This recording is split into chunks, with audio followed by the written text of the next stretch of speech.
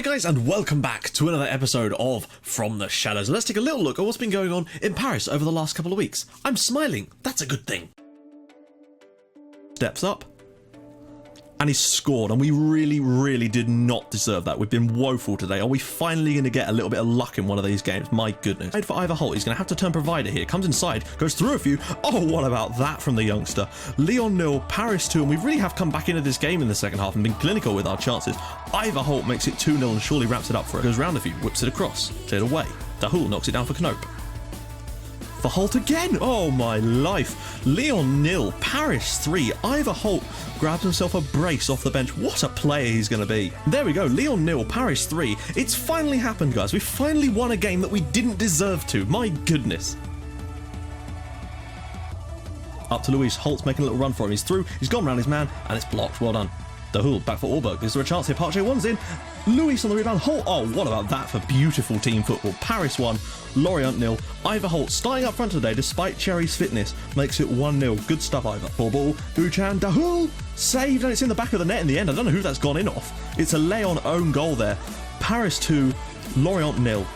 Luis's free kick to Uchan on the edge here. Will he pull it back for Dahoul? He does. What about that top corner? Paris 3, Lorient 0. This is the performance that's been coming for a little while now.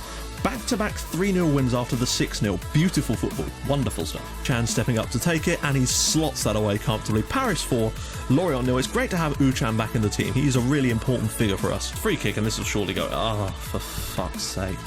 We don't deserve to have conceded there, really. I really don't think we do. Jerry sent Juste with the goal, but it's a rebound. Ruiz's ball across, Cherry with the finish, and there we go. Paris 5, Lorient 1. 12th goal of the season for Alberto Cherry.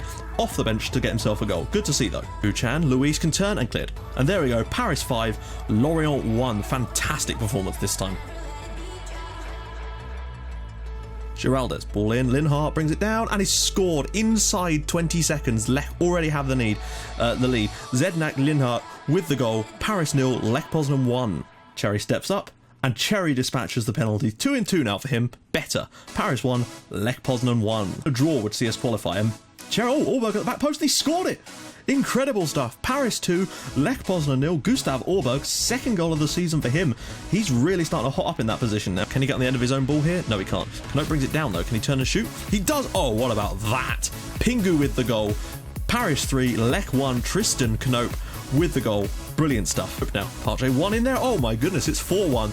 Paris really are starting to turn on the class now. 12 plus 13 our goal difference has gone now.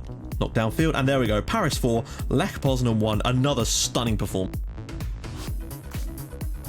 Headed away. Luis knocks it down. Parche 1. Nope. Oh, what about that? Nancy 0, Paris 1. Tristan Knope with another brilliant strike, and we are getting ourselves right back into the battle for European football now. Good to see. Around the side for Aubert, starting again here. Whipped in, knocked down. Cherry gets across there, and I think he's onside, you know. Nancy 0, Paris 2, Alberto Cherry, 14 goals this year. This will be a very good win for us. Buelen's ball in. Headed away. Buelen should get to this though, and he does. Luis goes round his man, shoots, and it's in the back of the net from Luis. He's making up for that earlier miss. Nancy 0, Paris 3. Lots of substitutions now. Luis with another goal. There we have it, guys. Nancy 0, Paris 3. Good solid win in the end. Well done. Right, guys, we're back, and if we could get 150 likes, I know we're getting very close to the end of FM15 now, but that would still be magnificent if we could still really get as close as we can to that. That'd be awesome. So, a question of the day, and today's question is this: how long do you think it will take Parma to get back to Serie A, if ever? So I actually was looking through league tables earlier today while I was laying in bed, because that's the kind of thing I do, and I noticed that they're actually top of the division that they got relegated to, which I believe is Legia Pro D, no, something like Serie D Group E or F, I can't remember which one, but they're on top of it, so they're looking like they're going to go up this year possibly, but there's a lot of different situations that involve with that, because it's not just a case of winning it. It's a bit like the system in Spain, very difficult to get up for teams, so yeah. I think they can do it. I think possibly if they get the right backing and they keep the support, because they will do. That's one of the things. They'll have a lot of support. That perhaps within the next 15 years it could still be possible. I don't know. Who knows? If you do have any ideas for a question of the day, of course, drop those in the comments too with the hashtag QOTD. Really apologies for this, guys, but so my throat is still appalling, so I'll just have a sip of my iced coffee, because, again, that's the kind of person I am. So, in this episode, and what we've done so far, basically, I'll just show you the schedule, basically. Look at this. After all that inconsistency, the win against Vitesse in the last episode absolutely set us on fire. 5 games we've played now, only conceded 2 goals, and in that time we've scored 11, 14, 18, 21 goals in 5 matches, 2 conceded. What a performance! Against Lyon, we didn't deserve to win. We're really lucky to get anywhere near winning that game, frankly, and I fully can admit that. Lorient, we were superb. Lec, we were brilliant. Nancy, we were brilliant. We've just been so good. Everything's just come good for us for once. And this is what I mean. The tactic is the same. So I do not get it. It just seems to be the case that form has way too much of it. Like, one defeat and suddenly you're like, crap. And that's the cause for these inconsistencies. My guess is that if we lose to PSG today, which you just never know, we'll end up going on another horrible run, really, won't we? That's the problem. But there we go. So let's take a little look at the league. Here we are. We're in 6th place now, up into the Europa League spots, which is important. Starting to open up a little gap to Saint Etienne behind us. Still, quite a gap up to Stade Rennais, an 8-point gap, but we've got, half a season in which to try and catch that up. And they're right in the title race. And bear in mind, we are only 11 points behind PSG at this stage. So there's work to be done. Luis and Rolando de Hull have got 7 assists in the league each. Luis is up there for average ratings as well. Cherry is now back onto the top scorers charts with 9 goals in the league. But look at this, Mandanda, 11 clean sheets in 16 matches. Although we actually had that after 14 matches. So they only conceded 5 goals in their first 14-15 matches. It was ridiculous. But there you go. Let's take a little look at the squad. So last 5 games, Luis has been the man with an 8.36 over the last 5 matches and thoroughly deserving all he's getting. Look at this. Top goal scorer is Alberto Cherry, but look at that.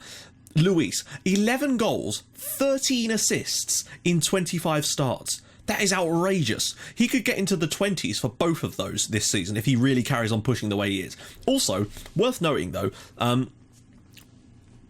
Ivor Holt, 7 goals, 3 assists in only 4 starts. 47 shots he's had, and he's already scored 7 times from 47 shots, which does make his goal tally. I think possibly the percentage is maybe slightly above Cherry now. And the reason I think that's the case is because Cherry is more of a target man striker. He's a big player, and it's useful for holding the ball up, whereas Ivor Holt has got a little bit of extra pace and is more of an advanced forward, fast type of player. And I think he suits the way we play quite nicely, so we're going to be seeing a lot more of him, I sense. As for assists, De Hull, though, with 14, again, outrageous. And his pass completion is absurdly good as well. Uchan has done well in the games that he's come back into as well with 91%, and that's really, really pleasing. As for value now, Luis, with 32.5 million he's now valued at. It's superb. I've been saying outrageous a lot lately. Gonna try to mix up my adjectives. Got into trouble with that before.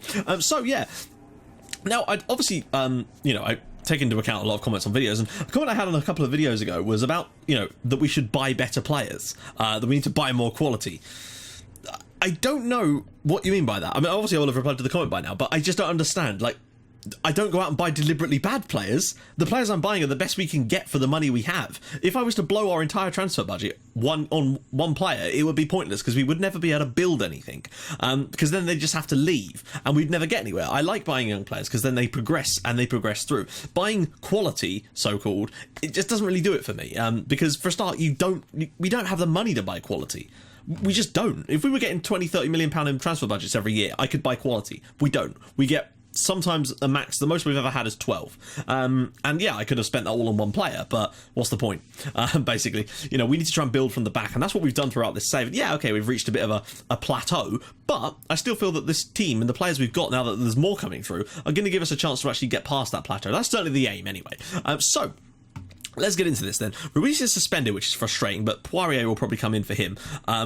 Cherry, Dahul, Knope, Luis, Uchan. That's a strange. Knope's actually done very, very well lately, I have to say. 7.35, he's doing a good job. Park J1, though, is a little bit knackered, but not really anymore. In fact, I'm going to put Park in the middle there. Aslan off the bench. Look at this bench as well. It's really nice to be able to see that we've got this sort of level of quality on the bench. I'm going to go with this. We'll see what kind of system they're playing. So we're going to Cherry, Park J1, Luis, Dahul, Ucha, and Matas. Matas, is that really wise? Might well have to. No, we're going to bring Bulens in. He's not stupidly knackered. We're meant to make substitutions, though. Orberg, Wagner, Sidibe, Poirier, and Barr is available off the bench if we need him.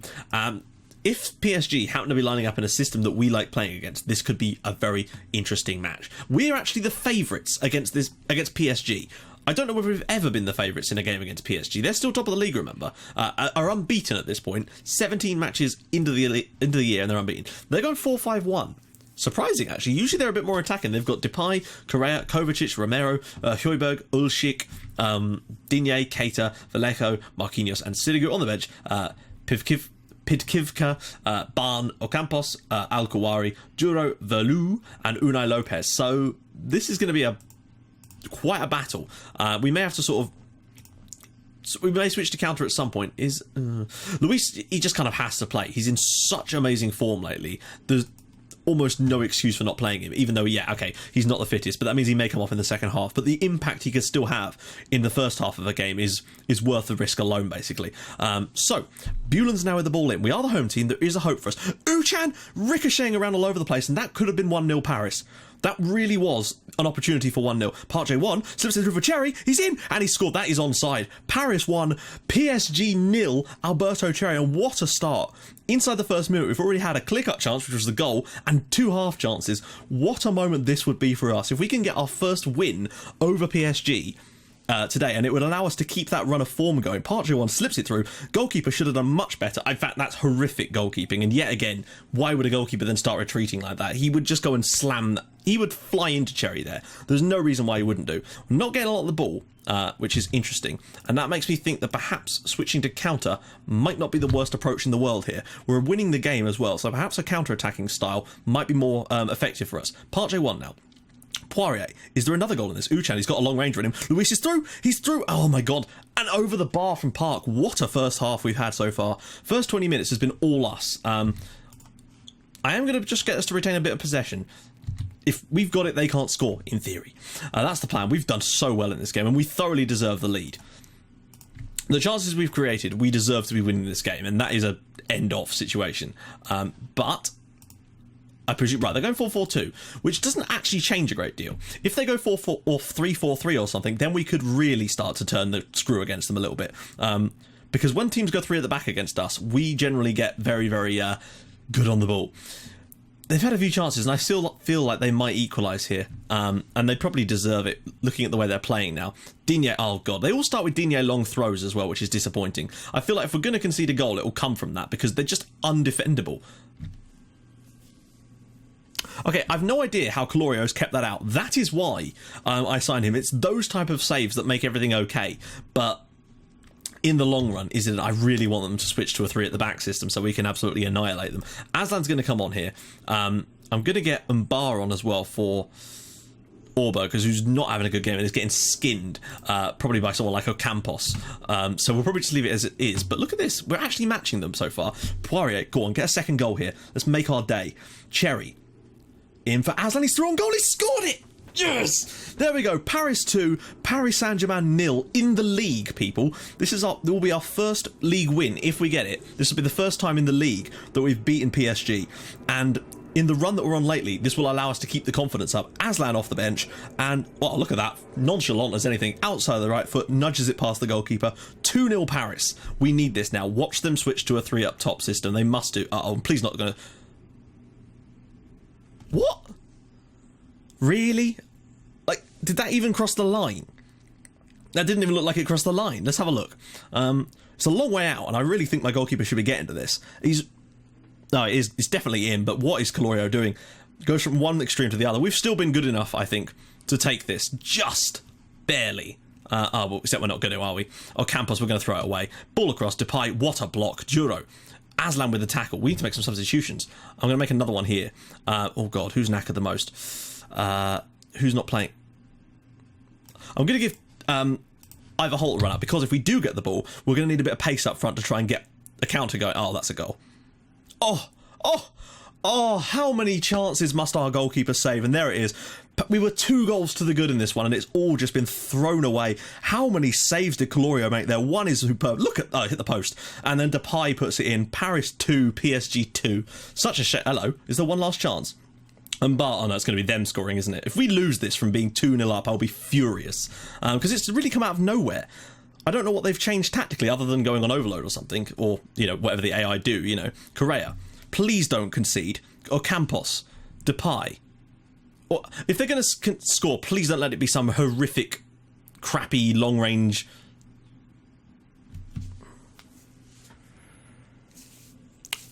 give up. I mean, seriously. This game was completely ours, and then all of a sudden, out of nowhere, they've just done that. And how has he controlled that, for one? And I cannot believe we've lost this game. We're 2 goals to the good against PSG, and then suddenly they've managed to do that. Ocampos and well, basically. Sorry, I've just noticed that my camera, I don't think the recording ever actually bloody started, which is fucking irritating as it is. I've tried to start the camera and it's just not started. I'm really sorry about that, guys. I did not know there was no face cam. That's pissing irritating as well. You've not seen my anguish at this result. But I guess, just like we were winning too many games and then it's done that in the end. That's a shame. I thought we had that one. I genuinely thought when we were 2 goals to the good with 16 minutes to go, and then that stupid fucking free kick, and then they've scored 3 times in the last 5 minutes. Frustrating, really. It really is a frustrating thing when that happens, but hopefully that doesn't destroy the confidence and we go on a horrible losing streak. I hope that there was some face cam for this episode, but if there isn't, I really am sorry about that. I pressed start, and as far as I could tell, it started recording, but it said it could not initialize, which is very, very annoying. But there we go, guys. We've lost 4-2. I thought we were going to win that. It looked, for all intents and purposes, as if we had that one in the bag, and they've just blitzed us in the last 20 minutes, last 16 minutes. That's a shame. A massive shame, actually. As long as that doesn't affect us so bad that we then just go on a horrible losing streak, that would be kind of shitty. So what I'm going to do in the next episode, we're going to do the Toulouse game. The main reason for that is because we may get some more games in between, and obviously there's a slight little break as well. So there's going to be quite a lot of stuff happening in that period. So, guys, if you've enjoyed this episode, and that kind of sucks that we haven't had a face cam and that we've lost in the end, putting an end to a really good run for us, then do drop a like on the video anyway. That would be magnificent. And if we could, if you haven't already, please do subscribe to the channel. That would be magnificent as well. And I'll join you guys in the next episode for a home game against Toulouse. In the meantime, we've got games against Lens, Stromsgodset, which will be a nice easy one. Some away games here. Lens again, which I'll probably put out a weaker team. Some cup games. Lots of chances for the youngsters to get themselves some, to cut their teeth in some really top class football. So I'll see you guys soon. Thanks for watching. Bye-bye.